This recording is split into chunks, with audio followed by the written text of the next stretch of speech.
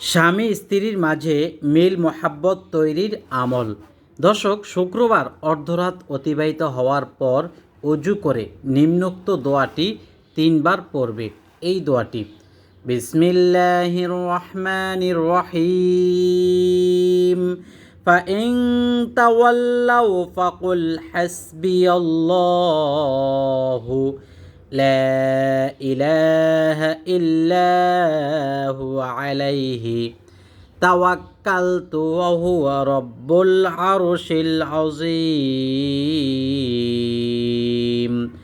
অতঃপর যদি তারা বিমুখ হয় তবে বলো, আমার জন্য আল্লাহই যথেষ্ট, তিনি ছাড়া কোনো ইলাহ নেই, আমি তারই উপর তাওয়াক্কুল করি, আর তিনি মহা আরশের রব। সূরাতুত তওবা আয়াত নম্বর 129। আপনার কোরআন কারিমের সূরাতুত তওবার 129তম আয়াতটি 3 বার পাঠ করে তারপর আপনি আল্লাহর কাছে দোয়া করলেই আল্লাহ পাক উভয়ের মধ্যে মিল মহাব্বত করে দিবেন।